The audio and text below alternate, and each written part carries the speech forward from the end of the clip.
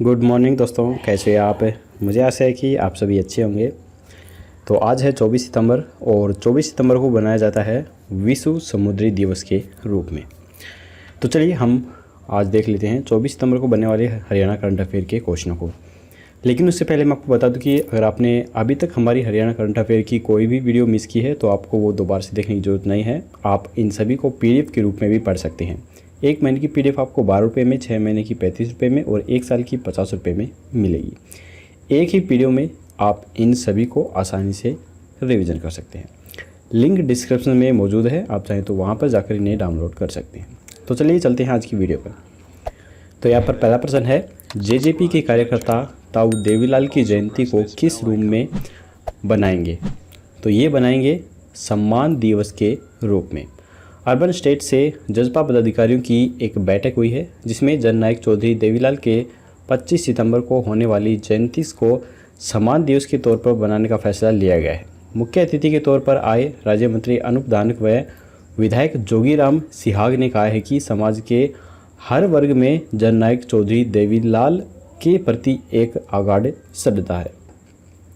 आगामी 25 सितंबर को ताऊ के जन्मदिवस के अवसर पर सुबह 7 बजे JJP कार्यकर्ता टाउन पार्क में ताऊ की प्रतिमा का माल्यार्पण करके श्रद्धा सुमन अर्पित करेंगे।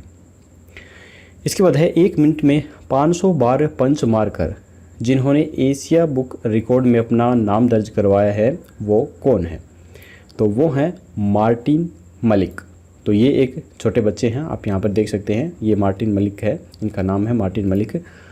मूल रूप से विधल गांव के और अब अशोक विहार कॉलोनी में रह रहे हैं। 7 वर्षीय बच्चे मार्टिन मलिक ने लॉकडाउन के 2 महीनों में बॉक्सिंग पंच मंगवाकर खूब सारी प्रैक्टिस की थी। अब वे इंडिया की ही नहीं एशिया के ऐसे पंचिंग बॉय बन गए हैं जिसने 1 मिनट में 500 से अधिक पंच लगाने का रिकॉर्ड बना दिया है। इससे पहले उत्तर प्रदेश निवासी 35 वर्षीय विनोद राणा थे जिन्होंने 1 मिनट में 360 पंच लगाए थे। पहले इंडिया बुक ऑफ रिकॉर्ड और अब एशिया बुक ऑफ रिकॉर्ड्स में मार्टिन नाम दर्ज हुआ है।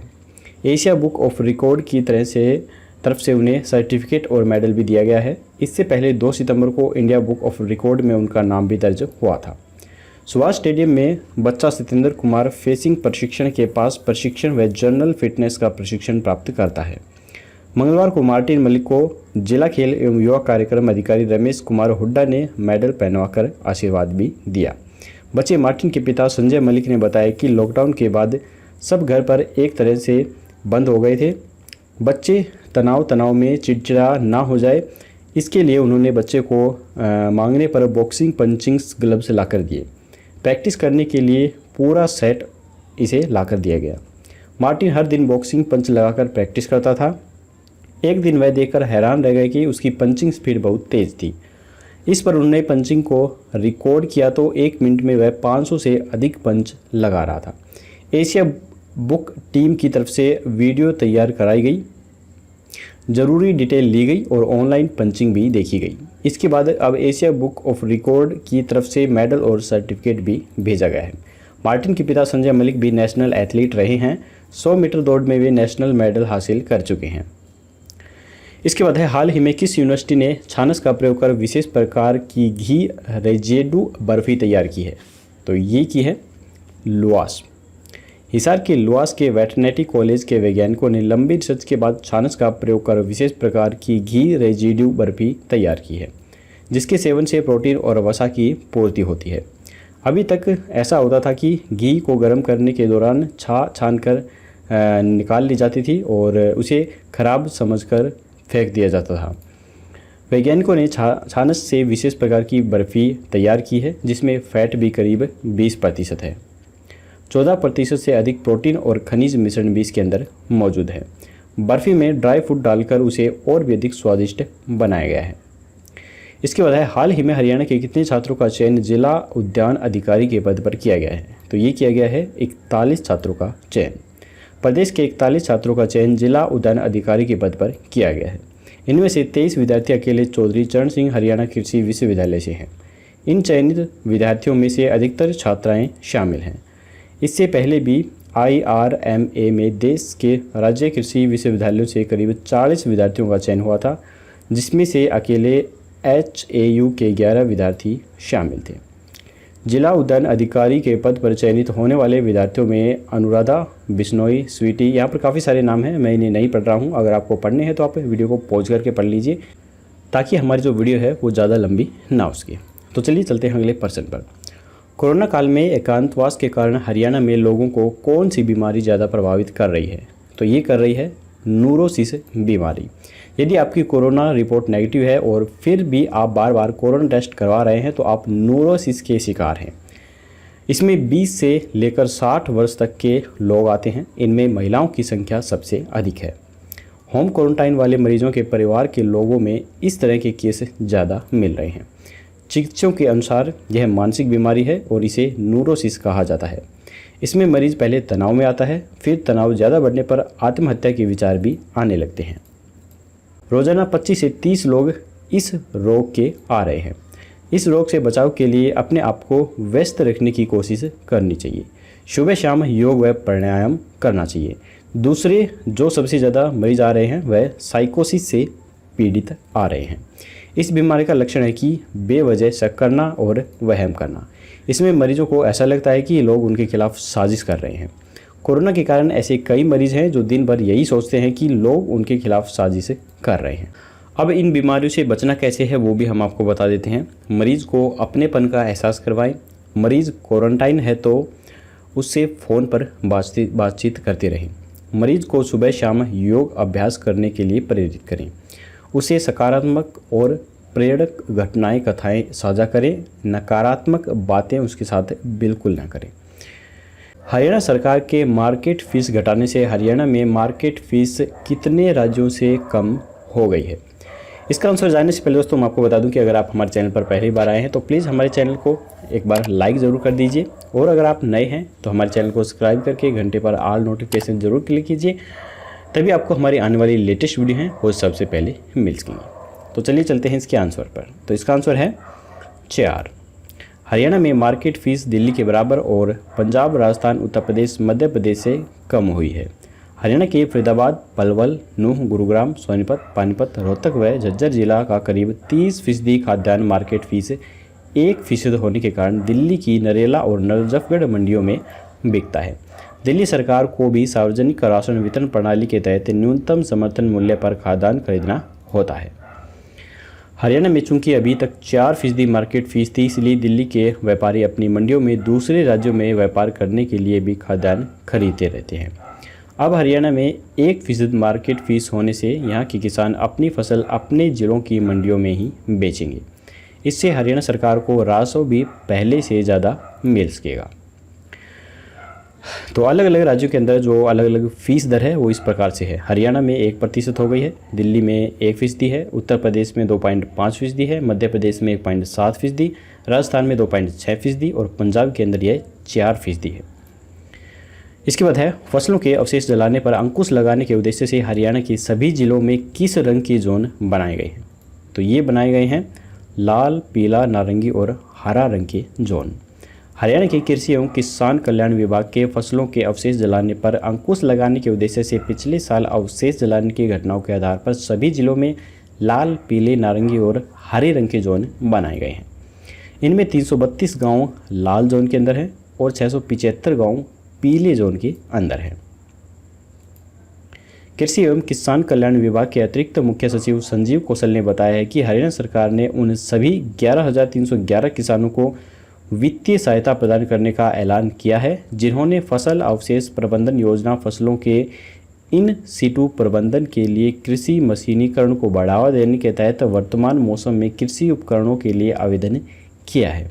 इसके तहत 50% की दर से कुल 155 करोड़ वित्तीय सहायता के रूप में दिए जाएंगे। इसके बाद है हाल ही में हरियाणा की किस यूनिवर्सिटी के कुलपति ने कॉन्ट्रैक्ट शिक्षकों का मानदेय तत्काल प्रभाव से बढ़ाकर 57,700 रुपये करके ऐतिहासिक फैसला लिया है? तो ये लिया गया है कुरुक्षेत्र यूनिवर्सिटी के द्वारा। तो यहाँ पर आप देख सकते हैं ये कुरुक्षेत्र यूनिवर्सिटी है और इसकी स्थापना सन 1956 में हुई थी और फिलहाल वर्तमान में इसके वाइस चांसलर नीता खन्ना हैं। कोरोना काल के अंदर जब लोगों की नौकरी जा रही है। ऐसे में कुरुक्षेत्र विश्वविद्यालय की कुलपति डॉक्टर नीता खन्ना ने 2 बड़े ऐतिहासिक फैसले लिए हैं। इसके पहले कुरुक्षेत्र विश्वविद्यालय में लो OCF लर्निंग आउटकम आधारित शिक्षा पाठ्यक्रम को लागू किया गया था, जिसमें KU शिक्षक विद्यार्थियों को सिखाने के साथ ही अपना एक लक्ष्य निर्धारित करना होता है, जिसकी जवाबदेही शिक्षक की ही नहीं बल्कि विभागाध्यक्ष की भी होती है। इसके बाद है केंद्रीय कौशल विकास एवं उद्यमशीलता मंत्रालय के द्वारा हरियाणा के कितने औद्योगिक प्रशिक्षण संस्थानों को कौशलाचार्य सम्मान दिया गया है? तो ये दिया गया है, 2 को दिया गया है। केंद्रीय कौशल विकास एवं उद्यमशीलता मंत्रालय के द्वारा हरियाणा के 2 औद्योगिक प्रशिक्षण संस्थानों को कौशलाचार्य सम्मान दिया गया है।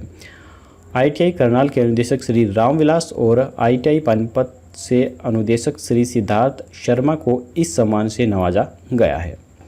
हरियाणा के कौशल विकास एवं औद्योगिक प्रशिक्षण मंत्री श्री मूलचंद शर्मा ने बताया है। तो यहाँ पर आप जो ये फोटो देख रहे हैं, यही हैं मूलचंद शर्मा, जो कि औद्योगिक एवं प्रशिक्षण मंत्री हैं। इन्होंने बताया है कि इस पुरस्कार के लिए केंद्र सरकार की ओर से देश भर से 40 लोगों का चयन किया गया था। प्रत्येक राज्य से 2 लोगों को यह पुरस्कार दिया गया है।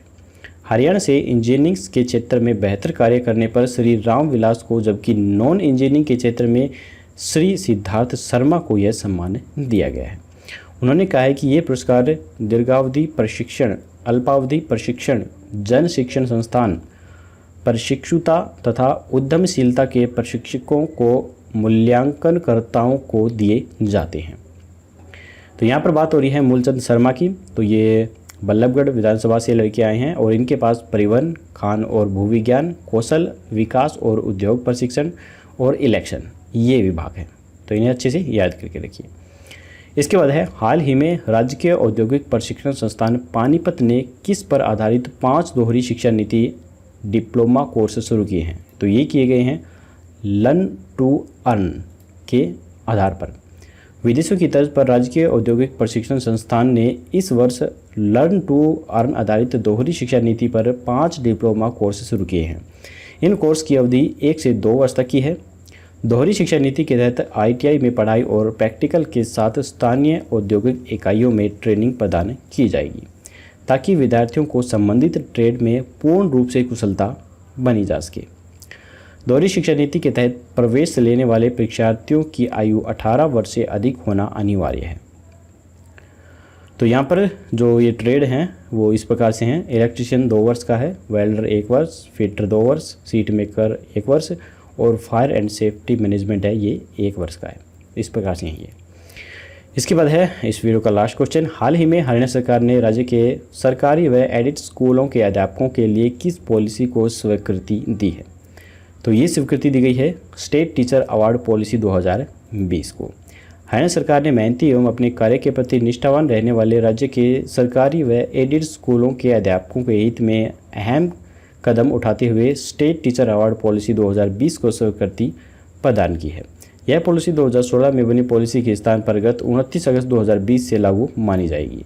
स्टेट टीचर अवार्ड 2020 पॉलिसी के तहत स्थायी नियुक्ति वाले अध्यापकों को 2 कैटेगरी में ये अवार्ड दिए जाएंगे। इनमें पहली कैटेगरी में प्रिंसिपल, हाई स्कूल के हेडमास्टर व सभी विषयों के PGT अध्यापक शामिल होंगे, जबकि दूसरी कैटेगरी में primary teacher, head teacher, CNV तथा सभी विषयों के TGT अध्यापक व एलिमेंट्री स्कूल हेडमास्टर शामिल होंगे। राज्य में श्रेष्ठ प्रदर्शन करने वाले अध्यापकों में से कुल 90 स्टेट अवार्ड दिए जाएंगे, जिनमें महिला व पुरुष अध्यापकों को क्रमशः 45-45 अवार्ड दिए जाएंगे।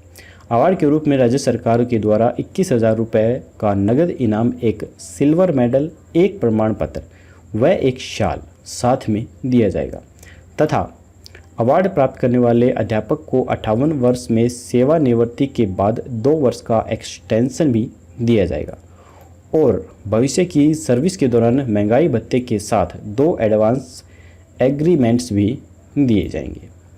तो ये थे दोस्तों आज के हरियाणा करंट अफेयर के क्वेश्चंस। अब हम देख लेते हैं कल का प्रश्न। कल हमने आपसे पूछा था कि जननायक जनता पार्टी यानी कि JJP का वरिष्ठ राष्ट्रीय उपाध्यक्ष किन्हें बनाया गया है? तो यहाँ पर जो ऑप्शन है इनमें से जो राइट ऑप्शन है वो 4 नंबर है, A और B, यानी कि दुष्यंत चौटाला और डॉक्टर के.सी. बांगड़, इन दोनों को ही बनाया गया है। पार्टी ने हरियाणा के उप मुख्यमंत्री दुष्यंत चौटाला व डॉक्टर के.सी. बांगड़ को वरिष्ठ उपाध्यक्ष नियुक्त किया है। इसके साथ ही जेजेपी ने हरियाणा, दिल्ली तथा उत्तर प्रदेश में पार्टी के प्रदेशाध्यक्षों के नामों की भी घोषणा की है। वरिष्ठ नेता सरदार निशान सिंह को पार्टी ने फिर से प्रदेशाध्यक्ष की जिम्मेदारी सौंपी है। तो चलिए इसके बाद अब हम देख लेते हैं आज का क्वेश्चंस। आज का क्वेश्चन है, हरियाणा के मुख्यमंत्री श्री मनोहर लाल ने कुरुक्षेत्र जिले के किस गांव में नया राजकीय होम्योपैथिक्स औषधालय खोलने का निर्णय लिया है? तो यहाँ पर 4 ऑप्शन है, पिपली गांव, रामगढ़ गांव, हसला गांव या फिर बारवा गांव। आपको राइट ऑप्शन हमें कमेंट बॉक्स में बताना है। कल की वीडियो में आपको इसका जवाब मिल जाएगा।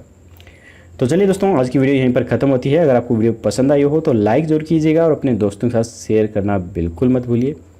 तो कल मिलेंगे जल्दी ही ऐसी ही एक और नई वीडियो के साथ। तब तक के लिए जय हिंद, जय भारत।